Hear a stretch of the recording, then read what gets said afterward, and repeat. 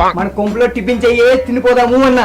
నువ్వేమన్నావు? మా నాయన బాధపడతాడండి, మా తమ్ముడు బాధపడతాడండి అన్నావు. పెట్టాడా మీ నాయన? పెట్టాడు ఇంత ముద్దు నాకు నోట్లకి. హోటల్లో తిందామే అన్నా. వద్దండి, మా తమ్ముడు బాధపడతాడండి, ఫీల్ అవుతాడండి అన్నావు. ఇప్పుడు నేను ఫ్రై అవుతాడు. వాడు ఏమంటాడు? వాడు 11 గంటలకు తింటారా మీరు అంటాడు. మన కొంపులో 4 కేజీలు ఉప్మా 12 గంటలకు తిన్నాడు కదా నీ తమ్ముడు. మీ నాయన తక్కువ? మీ నాయన తక్కువ? 4 సేర్లు బొరుగులు తిన్నాడా లేదా? తల పైకెత్తు. ఏమి తిన్నాడా లేదా? బొరుగుల్లో 40 బజ్జీలు. మనిషి తింటాడా?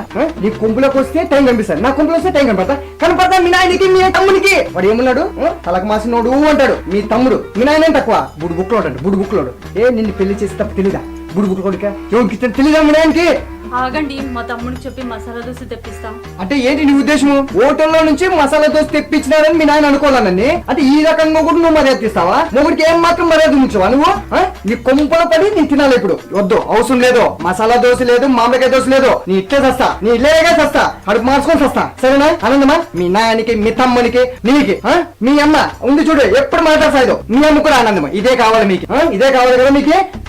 పోతా, నా పుట్టింటి పోతా నేను. చదువు, నా బ్యాగ్ చదువు, నేను పట్టింటే కదా. అరిచి అరిచి పోయేలా ఉన్నారు. ఉండు, బాబాయ్ తెచ్చిన నీళ్లు చల్లుతాను. పులిపుందా